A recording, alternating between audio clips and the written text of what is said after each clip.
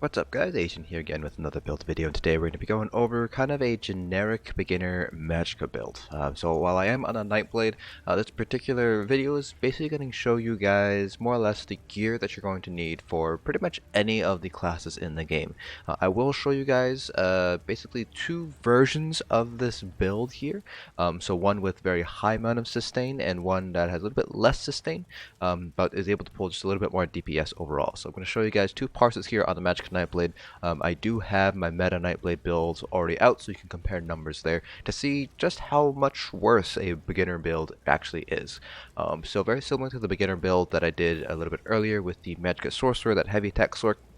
The concept behind this build is to basically take just the base game stuff.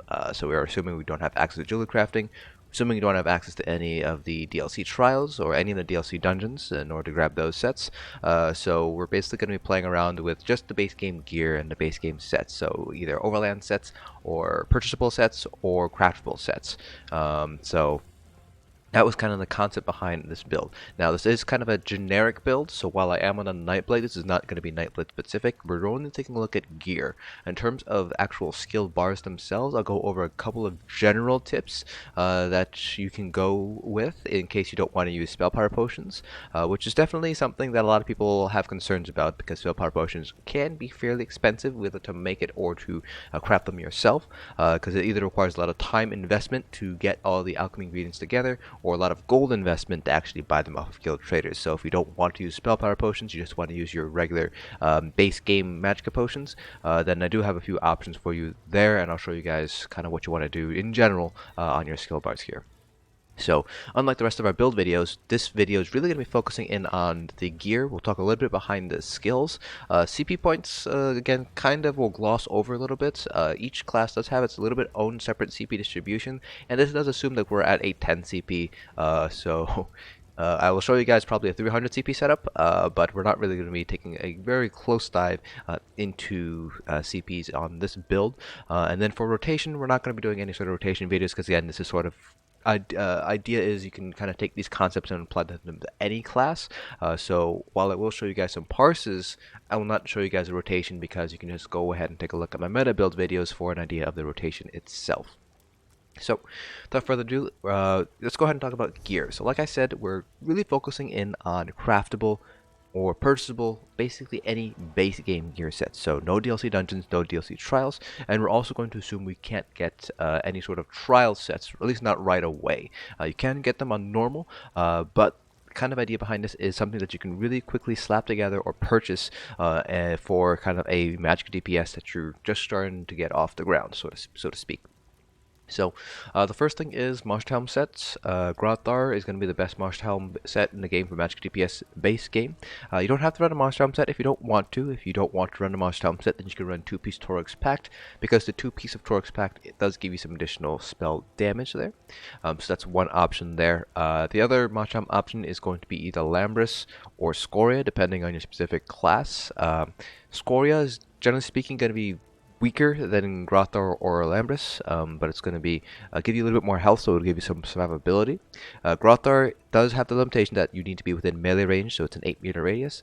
Lambris does require you to have both flame and shock damage, so Lambris is better suited on a Magicka Sorcerer or if using a lightning staff back bar. But other than that, it's either going to be Scoria or Grothar, and if you don't want to run that, then you can run 2 1-piece crit sets, or you can run 2-piece Torix Pact instead. For our first set, we're going with Julianos. So this is a crafted set from Hrothgar, but because it is a crafted set, you can buy it or you can get somebody to craft it for you. Now, I like to run Julianos on my weapons here, just because it's a crafted set, it's very easy to obtain compared to our other set, which is Mother's Sorrow. Getting the staves from Mother's Sorrow, especially the Inferno staves, they can be kind of expensive to buy if you're going the buying route, or it's going to be a pain in the ass to farm. While there is a unique quest reward that's an infused lightning staff, that's not really going to cut it. It's only going to give you one of your 2 bars. You definitely want to have an Inferno Staff on the front bar here. The Lightning Staff is okay on the back bar. I do have double Inferno here, but you can do double Lightning Staff on the back bar, and then just keep the Inferno Staff on the front bar here. But because there's no unique quest reward for an infused Inferno Staff and Mother's Sorrow, you're better off just using Julianos on both bars here, just because you can craft them and tailor them to what you see fit. It's basically just less farming. because Mother Sorrow is going to be the other set here. So this is a base game set that you can get from Deshawn. A lot easier to obtain here. You can just either farm dolmens while you're leveling up a character, as long as the character is above CP 160. So if you're farming CP, instead of doing the Alkir Desert route, you can do the dolmens in Deshawn. All of them are fairly close to Way Shrines. So I have the gold version of the jewelry here, and that's because I'm on the PTS. It doesn't allow me to get purple jewelry at all. But you will max out only at purple jewelry here, so you won't be able to get gold jewelry just because we're assuming that you don't have access to jewelry crafting in the summer set expansion. And then you have 2 pieces of Mother Sorrow here, and then we have 3 pieces of Julianos on our body here. Again, that's because we are using Julianos staves here, and by doing so, we have the 2-piece bonus right here from the staves, so we only need 3 pieces here on Julianos. We are still going 5-1-1, so we go with 5 light armor pieces, 1 medium, 1 heavy for the additional resources. I highly recommend doing that. You do get a lot more max magicka that way, as well as some max health to help out your survivability. If you are unlucky with your Monster Helm drops, you can go, since Julianos is a crafted set, you can go with a heavy chest of Julianos and a medium guards, medium legs of Julianos instead. That'll actually give you just a little bit more additional resistances. Not that much. It's really only maybe like half a percentage point additional mitigation. But if you want to min-max mitigation, then you can go heavy chest and medium legs of Julianos there. And this is basically arguably going to be the best setup for Magicka DPS. There are a few other options depending on your class. So for example, instead of Julianos, you could run Necropotence, or instead of Mother Sorrow, you can run Necropotence on a pet Sork. Crafty Elfique is another good option. That's overland set from Elsweyr, so if you only have base game stuff, you will have to buy it off guild traders. So that's another potential set there. If you manage to get into any sort of trial runs, you could run something like Infallible Aether.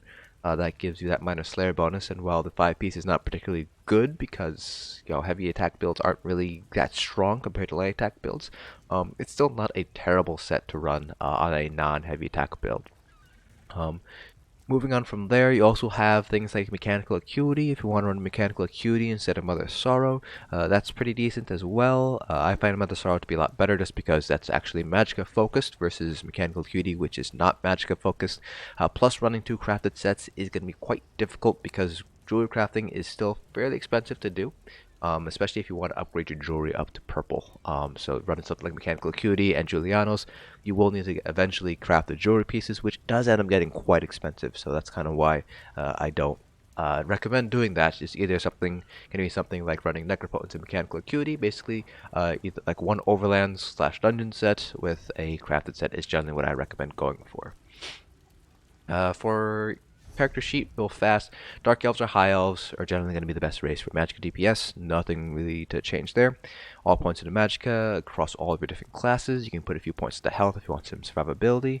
Still going to go with the Shadow, and you can run Double Blade Amara for the max health, max Magicka bonus, or you can go Blue Food if you would like. If you can't find any Double Blade Amara out anywhere.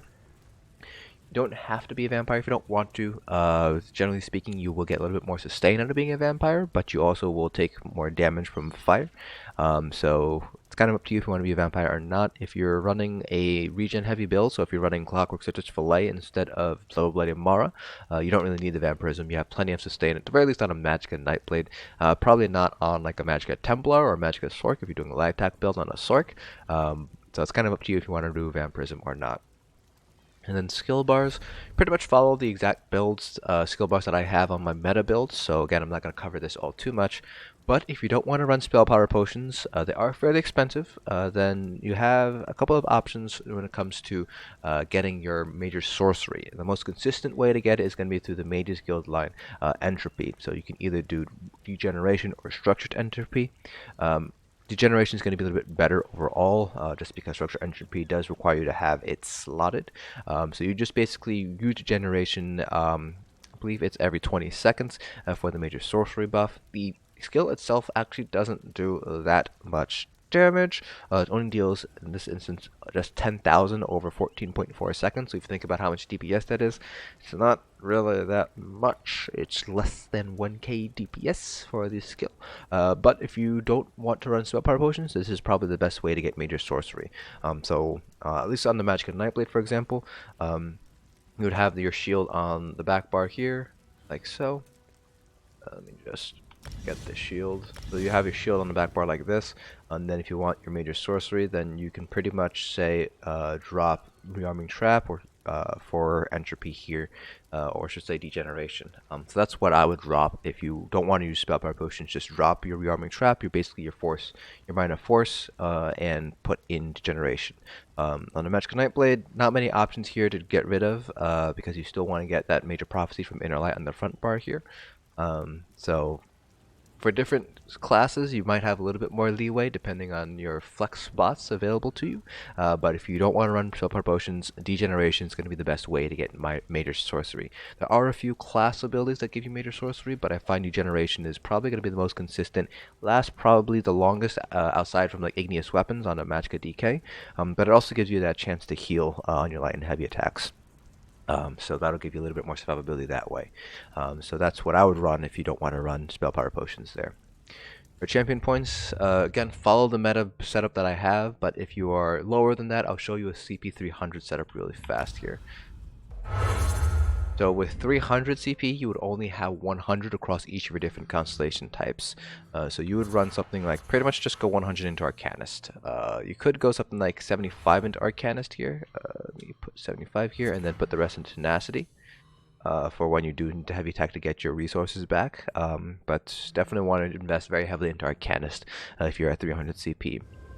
For your blue CPs, again, this is really tricky to do because spell erosion is pretty important, but you don't want to give up too much on other aspects here.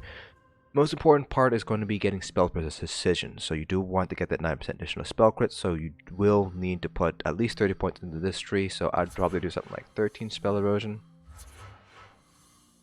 7% into Eliax, that's 27. Do like 23 Elfborn, that gives you 63, which gives us 37 more points. And then you would probably just do something like 20 and 17 here. So you are definitely going to end up missing a few jump points depending on how you're distributing things out. But this is again just kind of an example how you want to distribute your CPs. Red CPs, kind of similar thing. You have a lot of different nodes to invest into, so definitely want to keep that in mind here. So 27, 27 is what I'd start off with here. That gives us another 46 remaining, so then you would do, I believe, 23 and 23.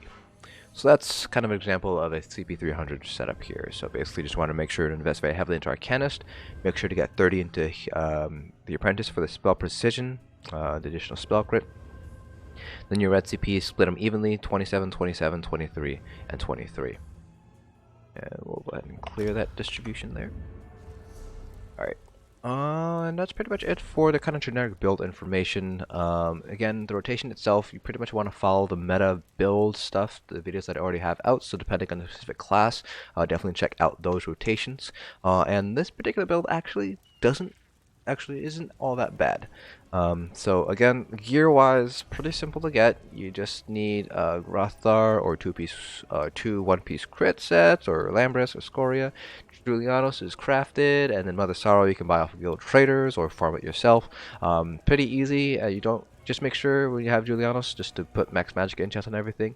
Mother Sorrow will already come with max Magicka enchants, so you don't have to worry about that at all. We're assuming you can't transmute these, so just make sure you have your spell damage enchants here. And then your Inferno staves on both bars, Infuse on both bars, and then Flame damage on the front bar, and then Absorb Magic on the back bar if you're running Double Bladed Mara. But if you're running Clockwork Citrus Fillet, you can run Shock Damage enchant instead. And that'll give you a pretty decent DPS. So, 2 minutes will load, there we go. This is the amount of DPS that I was able to pull with the Double Bloody Mara versions. This is the Absorb Magic on the back bar and Double Bloody Mara. So 66.3k on the raid dummy. To kind of give you an idea of the DPS I was able to pull on my Magicka Nightblade meta build, I was able to pull about 75k. So we're about 9k short or so. But that's still pretty decent considering that it is just crafted base game gear with no Bloodthirsty at all. So pretty nice. And then if you want to do something like Double Bloody Mara, or not Double Bloody Mara, Clockwork Citrus Fillet, so you have more regen. Really here, regen Restrain 1601 to 1675 compared to this one here, 1644 to 1707. If we go ahead and take a look at the graph of our Max Magicka. You can see that with Fish Fillet, we never really had to worry about max Magicka compared to the Double-Blooded Mara, which we dipped down a couple of times here, but overall not terrible. So the DPS here is actually, again, not that bad, about 66k or so. So you're actually not losing that much DPS by not running your typical meta build. So pretty nice overall. So again, this is sort of a generic beginner's build. For your specific spars, for your specific CPs, you will need to kind of go to my more meta builds to kind of get an idea of what your bar set should be. And again, if you don't want to run spell power potions, then you can just replace either your rearming trap or another flex spot with degeneration or entropy under the mage's guild line for that major source where you just make sure to hit it every 20 seconds.